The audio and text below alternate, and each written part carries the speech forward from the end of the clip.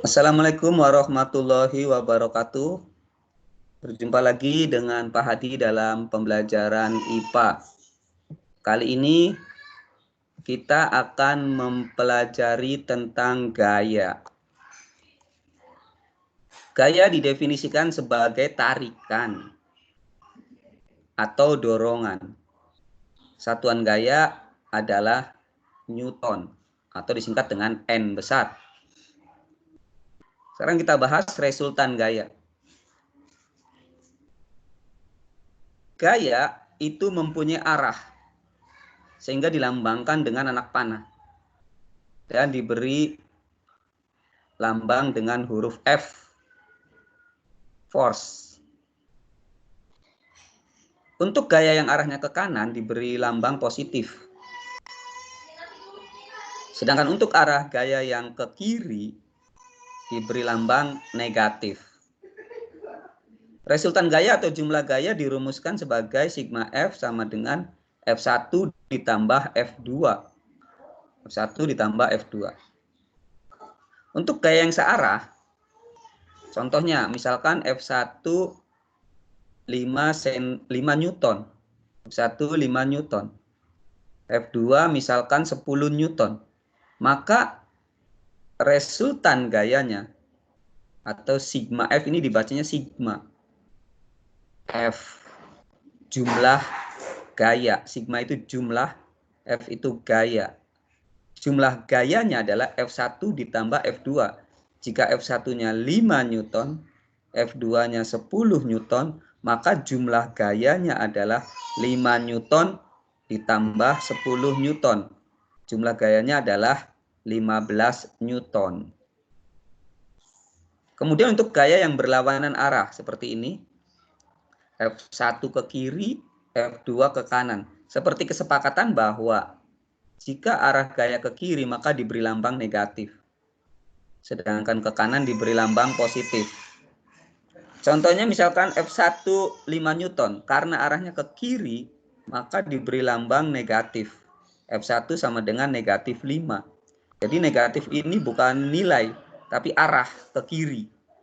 Sedangkan F2 10 Newton karena arahnya ke kanan, maka tidak ada lambang negatifnya, alias positif. Persamaannya sama dengan yang di atas, F1 tambah F2. Karena F1-nya min 5 dan F2-nya 10, maka jumlah gayanya adalah min 5 ditambah 10 sama dengan 5 Newton. Sehingga gayanya adalah 5 Newton ke kanan. Sedangkan yang ini 15 Newton ke kanan. Kemudian kita lanjutkan dengan hukum Newton. Hukum Newton ini ada 3. Yang pertama kita bahas hukum ke-1 Newton. Hukum ke-1 Newton berlaku jika jumlah gayanya sama dengan 0. Seperti pada gambar, misalkan F1 ke kiri 50 Newton, F2 ke kanan 50 Newton. Walaupun ini diberi gaya ke kanan dan diberi gaya ke kiri, maka benda ini tidak bergerak. Benda diam akan tetap diam. Dan benda bergerak lurus beraturan akan tetap bergerak lurus beraturan. Ini adalah hukum ke-1 Newton. Hukum ke-1 Newton disebut juga hukum kelembaman.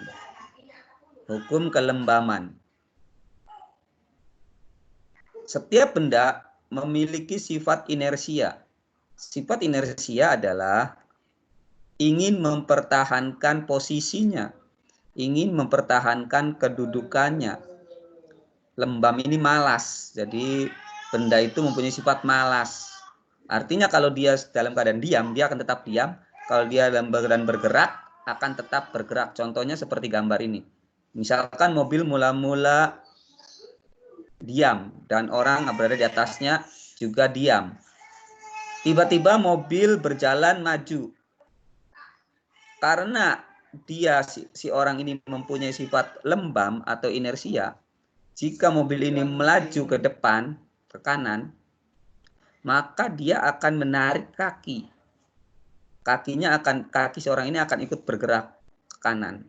Sedangkan tubuh yang di atasnya ini ingin mempertahankan posisinya atau inersia atau lembam, sehingga dia akan terjungkal, ya istilahnya terjungkal ke belakang. Karena ini tertarik ke depan, sedangkan ini mempertahankan diri diam, sehingga dia akan jatuh ke belakang. Sebaliknya jika mobil ini berjalan, maka tentunya tubuh orang ini berjalan semua. Pada saat mobil berhenti mendadak, maka si kaki ini ikut berhenti, sedangkan si tubuh bagian atas masih tetap ingin bergerak ke depan. Sehingga kalau ini berhenti, maka orang ini akan terjungkal ke depan. Kebalikan dari yang ini. Kalau dari diam bergerak, maka dia akan terjungkal ke belakang. Kalau dari bergerak ke diam, maka dia akan terjungkal ke depan. Ini adalah hukum pertama Newton atau hukum kelembaman. Kemudian hukum kedua. Hukum kedua berlaku jika sigma F atau jumlah gaya tidak sama dengan 0. Kalau yang tadi hukum ke-1, jika sigma F sama dengan 0, maka yang ini sigma F tidak sama dengan 0. Maka kalau sigma F tidak sama dengan 0, benda yang diam akan bergerak dengan percepatan A. Seperti ini contohnya. Ini diberi gaya hanya ke kanan saja, 30 Newton. Maka benda ini akan bergerak dari diam menjadi bergerak. Berapa besarnya percepatan, pertambahan kecepatannya? A sama dengan sigma F dibagi M. Dari gambar bisa ditentukan besarnya percepatan adalah sigma F dibagi M. Sigma F karena gayanya cuma 1, berarti jumlah gayanya tidak perlu dijumlahkan. 30 langsung 30 dibagi 6. 30 Newton dibagi 6 kg. Sehingga hasilnya adalah percepatannya 5 Newton per kilogram. A itu percepatan akselerasi. Akselerasi atau percepatannya adalah 5 Newton per kilogram. Ini hukum kedua Newton. Dan terakhir adalah hukum ketiga Newton. Hukum ketiga Newton itu mengatakan bahwa jika benda ke-1 melakukan gaya terhadap benda kedua, maka benda kedua akan melakukan gaya yang sama terhadap benda ke-1. Yang arahnya sama dan yang besarnya sama dan arahnya berlawanan. Contohnya ini. Misalkan tangan kita memukul meja ke sana. Maka tangan kita akan terasa sakit. Karena seolah-olah meja ini memukul tangan kita ke sana. Kalau kita memukulnya pelan, maka meja juga seolah-olah memberi tekanan ke tangan kita. Dengan pelan juga. Tapi kalau kita memukulnya keras, maka tangan kita pun akan terasa sakit. Karena seolah-olah tangan kita dipukul oleh meja. Jadi gayanya sama. Kalau kecil, kecil lagi. Tapi kalau besar kayaknya, maka gaya yang diberikan oleh meja juga besar lagi. Itu adalah hukum ketiga Newton. Hukum ketiga Newton disebut juga dengan hukum aksi-reaksi. Ini aksi dan ini reaksi. Bukan hanya ini contohnya adalah seperti ini. Ini gaya aksi, gaya gesek antara ban dengan jalan.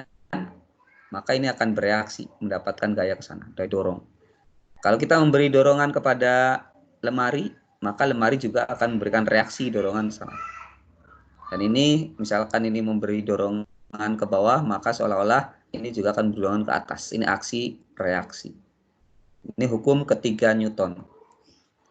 Terima kasih, itu saja, semoga bermanfaat. Wassalamualaikum warahmatullahi wabarakatuh.